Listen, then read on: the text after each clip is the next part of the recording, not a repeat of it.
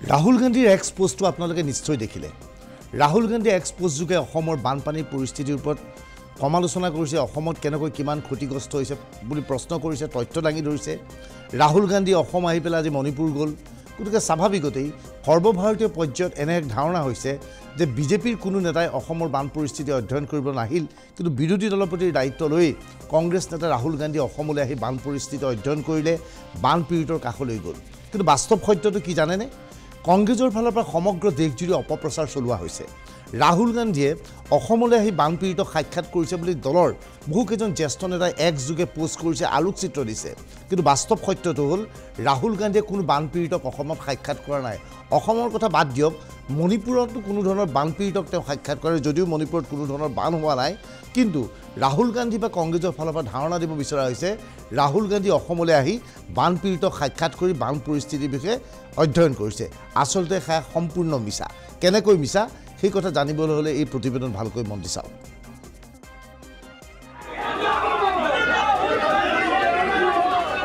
শিলচৰ বিমানকোঠৰ এই দৃশ্য মন কৰক নতুন দিল্লীৰ পৰা বিশেষ বিমান যোগে বিৰোধী দলৰ প্ৰতি ৰাহুল গান্ধী আহি উপস্থিত হৈছে শিলচৰত উদ্দেশ্য মণিপুৰলৈ যাত্ৰা শিলচৰ বিমানবন্দৰত প্ৰদেশ কংগ্ৰেছৰ সভাপতি ভূপেন বৰাকে ধৰি কংগ্ৰেছৰ নেতৃত্বই ৰাহুল গান্ধীক আদৰণি জনাইছে পৰম্পৰাগতভাৱে ৰাহুল গান্ধীয়ে অসমৰ মাটিত ভৰি দিছে স্বাভাৱিকতেই পৰম্পৰাগতভাৱে ৰাহুল গান্ধীক গামোচা পিন্ধাবলৈ চেষ্টা চলাইছে কংগ্ৰেছ কৰ্মী কিন্তু নাই গামোচাক মৰ্যাদা দিয়া নাই ৰাহুল গান্ধী গামোচাখন ডিঙিৰ পৰা খুলি পেলাইছে ৰাহুল গান্ধী এইবাৰ এই দৃশ্য চাওক এজন কংগ্ৰেছ কৰ্মীয়ে এখন গামোচা লৈ ৰাহুল গান্ধীক পিন্ধাবলৈ আগুৱাই আহিছে ৰাহুল গান্ধীয়ে হাতৰে ইংগিত দিছে মোক গামোচা পিন্ধাব নালাগে এক কথাত ক'বলৈ গ'লে কংগ্ৰেছৰ জ্যেষ্ঠ নেতা তথা বিৰোধী দলৰ প্ৰতি ৰাহুল গান্ধী অসমীয়া জাতিক শিলচৰত অপমান কৰিলে এইদৰে ভালকৈ চাওক সমগ্ৰ দৃশ্য ৰাহুল গান্ধীয়ে গামোচা পৰিধান কৰিব নিবিচাৰে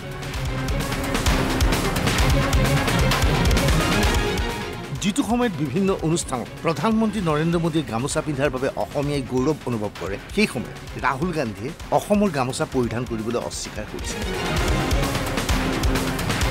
ইয়াৰ লগে লগে আন বহুবোৰ প্ৰশ্ন সন্মুখলৈ আহিছে ৰাহুল গান্ধী অসমলৈ আহিছিল ৰাহুল গান্ধীয়ে অসমৰ এটা আশ্ৰয় শিবিৰতো প্ৰৱেশ কৰিছিল কিন্তু সেই আশ্ৰয় শিবিৰটো বানাক্ৰান্তৰ আশ্ৰয় শিবিৰ নাছিল বৰঞ্চ মণিপুৰত সংঘটিত হিংসাৰ পৰিপ্ৰেক্ষিতত পলায়ন কৰি অহা কুকি লোকসকলৰ আশ্ৰয় শিবিৰ আছিল কিন্তু এতিয়া ৰাহুল গান্ধী তথা কংগ্ৰেছৰ জ্যেষ্ঠ নেতৃত্বই অসমৰ বানক লৈ ৰাজনীতি আৰম্ভ কৰি দিছে ৰাহুল গান্ধীয়ে অসমৰ বান পৰিস্থিতি পৰ্যবেক্ষণ কৰিলে অসমৰ ভয়াৱহ বান চাবলৈ ৰাহুল গান্ধী অসমলৈ আহিল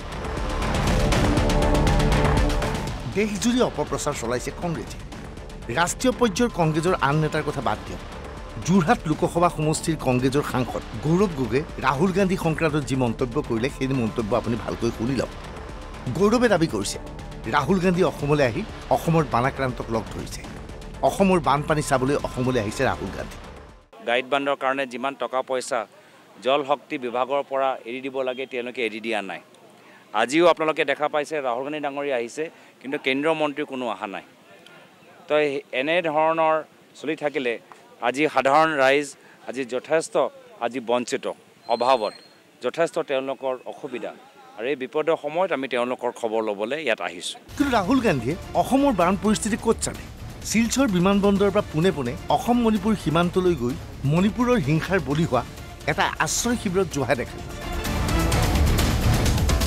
কোনো বান পীড়িতক সাক্ষাৎ কৰা নাছিল ৰাহুল গান্ধীয়ে তৎসত্ত্বেও সৰ্বভাৰতীয় পৰ্যায়ত অপপ্ৰচাৰ চলাইছে কংগ্ৰেছে কংগ্ৰেছৰ সাধাৰণ সম্পাদক কে চি বেণুগোপালৰ দাবী ৰাহুলৰ সৈতে অসমৰ বান পৰিস্থিতি চাবলৈ তেওঁ আহিছে বানপীড়িতক সাক্ষাৎ কৰিছে কংগ্ৰেছৰ নেতৃত্বই কে চি বেণুগোপালৰ এক্সৰ এই পোষ্টটো মতে কে চি বেণুগোপালে লিখিছে মই ৰাহুল গান্ধীৰ সৈতে একেলগে গৈ অসমৰ বানপীড়িতক সাক্ষাৎ কৰিম কেন্দ্ৰই অসমৰ বাবে একোৱেই কৰা নাই এইদৰে কে চি বেণুগোপালে কেন্দ্ৰীয় চৰকাৰৰ সমালোচনা কৰিছে ৰাহুল গান্ধীৰ সৈতে অসমলৈ আহি বানপীড়িতক যে সাক্ষাৎ কৰিছে সেই কথা প্ৰতিপন্ন কৰিবলৈ কেচি বেণুগোপালে এক্সৰ পোষ্টটোত 4খন আলোকচিত্ৰও সংলগ্ন কৰি দিছে। এই আলোকচিত্ৰকেইখন মন কৰক। ইয়াৰে বাওঁফালৰ ওপৰৰ আলোকচিত্ৰখন হৈছে প্ৰদেশ কংগ্ৰেছৰ নেতৃত্বৰ। শিলচৰ বিমানঘাটত প্ৰদেশ কংগ্ৰেছৰ নেতৃত্বৰ পৰা এখন স্মাৰক পত্ৰ লৈছে ৰাহুল গান্ধীয়ে। স্মাৰক পত্ৰখনত আছে বানপানীৰ কথা। বাকী 3খন আলোকচিত্ৰ হৈছে সীমান্তৰ আৰু মণিপুৰৰ। মণিপুৰ হিংসাৰ বলি হোৱা লোকসকলক সাক্ষাৎ কৰিছে ৰাহুল গান্ধীয়ে। কিন্তু কেচি বেণুগোপালে এক্স যোগে সমগ্ৰ দেশবাসীক জনাব বিচাৰিছে অসমৰ বানপীড়িতক এইদৰে সাক্ষাৎ কৰিছে ৰাহুল গান্ধী। লগে লগে এক্স যোগে পীযুষ হাজৰিকাৰ প্ৰতিক্ৰিয়া। ৰাহুল গান্ধীয়ে অপপ্ৰচাৰ চলাইছে। ৰাহুল গান্ধীয়ে অসমৰ কোনো বানপীড়িতৰ শিবিৰলৈ যোৱা নাই। এইবাৰ পীযুষ হাজৰিকাৰ এক্স পোষ্টটো মন কৰক। পীযুষ হাজৰিকাই স্পষ্টভাৱে কৈছে ৰাহুল গান্ধীয়ে কোনো এটা বানপীড়িতৰ শিবিৰলৈ যোৱা নাই। অথচ কংগ্ৰেছ নেতৃত্বই প্ৰচাৰ চলাইছে ৰাহুলে অসমলৈ আহি বান পৰিস্থিতি অধ্যয়ন কৰিছে আৰু বানপীড়িতক সাক্ষাৎ কৰিছে। এইবাৰ মণিপুৰৰ এই আশ্ৰয় শিবিৰটোলৈ মন কৰক। এয়া বানাক্ৰান্তৰ আশ্ৰয় শিবিৰ নহয়, মণিপুৰত সংঘটিত হিংসাত্মক ঘটনাৰ বলি হোৱা লোকসকলৰ আশ্ৰয় শিবিৰ। মণিপুৰত এই আশ্ৰয় শিবিৰত ৰাহুল গান্ধী তেওঁলোকক সাক্ষাৎ কৰাটো সত্য, কিন্তু বানপীড়িতক ৰাহুল গান্ধীয়ে ক'ত লগ পালে? ইপিনে গৌৰৱ গগৈয়ে দাবী কৰিছে ৰাজ্যৰ এই পৰিস্থিতি অধ্যয়ন কৰিবলৈ অসমলৈ কেন্দ্ৰীয় গৃহমন্ত্ৰী অমিত শ্বাহ অহাটো প্ৰয়োজনীয়। ডাঙৰীয়া কৈছোঁ, আমাৰ অমিত শ্বাহ ডাঙৰীয়া অলপ অসমলৈ আহক। অসমত আহি পুখুৰী খান্দি দেখাই দিয়ক যে কেনেদৰে অসম বানপানী মুক্ত হ'ব পাৰে। বানপানী মুক্তৰ অসম যে শ্লোগান দি গ'ল, এই শ্লোগানটো কিমান বাস্তৱত পৰিণত হৈছে এবাৰতো আহক। জল শক্তি মন্ত্ৰী ক'ত? ৰাহুল গান্ধী ডাঙৰীয়াটো আহিছে। কেন্দ্ৰ চৰকাৰৰ কোনো বিজেপি মন্ত্ৰী কিয় অহা নাই? দায়িত্ব থকা গৃহমন্ত্ৰী কিয় অহা নাই? দায়িত্ব থকা জল শক্তি বিভাগ মন্ত্ৰী কিয় অহা নাই? বৰ্তমানৰ মুখ্যমন্ত্ৰী প্ৰধানমন্ত্ৰী ডাঙৰীয়া কিয় ভালদৰে বুজাব পৰা নাই? 1 কোটি 2 কোটি এটা মাথাউৰি দি আমি কাম দি নহ'ব। প্ৰত্যেক মাথাউৰিত মেৰামতি সবলীকৰণ কৰাৰ ক্ষেত্ৰত, দীঘল বহল কৰাৰ ক্ষেত্ৰত 30 কোটিমান লাগিব। সেইখিনি কাম কৰা নাই। ৰাইজক হিচাপ তেওঁলোকে দিব পৰা নাই। আজি স্মাৰ্ট চিটি নামত আজি গুৱাহাটীত এটা নালাত আমাৰ এটা ল'ৰা পৰি গৈছে। স্মাৰ্ট চিটি নামত আজি ডিব্ৰুগড়ত আজি অৱস্থা নাই। গুৱাহাটী ডিব্ৰুগড়ৰ অৱস্থা এনেকুৱা। এয়া হৈছে বৰ্তমান চৰকাৰ আজি বিফল। ডাঙৰ ডাঙৰ ঠিকাদাৰসকলক সহায় কৰাৰ কাৰণে আজি আমাৰ সাধাৰণ শ্ৰেণীৰ মানুহে আজি যি ধৰণৰ উপকাৰ হ'ব লাগে তেওঁলোকৰ উপকাৰ হোৱা নাই। দুদিন পূৰ্বে কেন্দ্ৰীয় গৃহমন্ত্ৰী অমিত শ্বাহে এক্স যোগে অসমৰ বান পৰিস্থিতিৰ ওপৰত মন্তব্য কৰিছিল। অমিত শ্বাহে কৈছে অসমত বান সদৃশ পৰিৱেশৰ সৃষ্টি হৈছে। ইয়াৰ বাবে তেওঁ মুখ্যমন্ত্ৰী হিমন্ত বিশ্ব শৰ্মাৰ সৈতেও আলোচনা কৰিছে আৰু প্ৰধানমন্ত্ৰী নৰেন্দ্ৰ মোদীয়ে সৰ্বতোপ্ৰকাৰৰ সহায় কৰাৰ প্ৰতিশ্ৰুতি দিছে। অমিত শ্বাহে অসমৰ বান পৰিস্থিতিক বান সদৃশ পৰিৱেশৰ সৈতে কিয় তুলনা কৰিলে? এই প্ৰশ্ন উত্থাপন কৰি অমিত শ্বাহৰ বিৰুদ্ধে সৰব হৈ পৰিছে অখিল গগৈ। কেন্দ্ৰীয় গৃহমন্ত্ৰীয়ে কৈছিলে যে অসমক বানমুক্ত কৰা হ'ব। অমিত শ্বাহে কৈছিলে। ভাৰতবৰ্ষৰ প্ৰধানমন্ত্ৰী নৰেন্দ্ৰ মোদীয়ে কৈছিলে যে অসমক বানমুক্ত কৰা হ'ব। 2016 চনৰ বিজেপিৰ ভিজন ডকুমেণ্টত কোৱা হৈছে যে অসমক বানমুক্ত কৰা হ'ব। 2021 চনৰ বিধানসভা নিৰ্বাচনৰ আটাইতকৈ ডাঙৰ প্ৰতিশ্ৰুতিটো আছিলে অসমক বানমুক্ত কৰা, নাম্বাৰ 1 প্ৰতিশ্ৰুতি আছিলে। আৰু যেতিয়া অসম সঁচাসঁচিকৈ বানপানীত পৰিলে তেতিয়া ভাৰতৰ কেন্দ্ৰীয় গৃহমন্ত্ৰী অমিত শ্বাহ ডাঙৰীয়াই ক'লে যে এয়া বানপানী নহয়, বানপানী সদৃশ পৰিস্থিতিহে। কেৱল কেন্দ্ৰীয় গৃহমন্ত্ৰীয়ে অসমক অপমান কৰা নাই। আমি দেখিছোঁ যে অসমৰ মুখ্যমন্ত্ৰীজনেও তেনেকুৱা দৃষ্টিভংগীৰে কথা কৈ আছে। অসমৰ মুখ্যমন্ত্ৰীজনে গজদন্ত মিটাৰত উঠি থাকে। গজদন্ত মিনাৰত, ক্ষমতাৰ গজদন্ত মিনাৰত উঠি থাকে।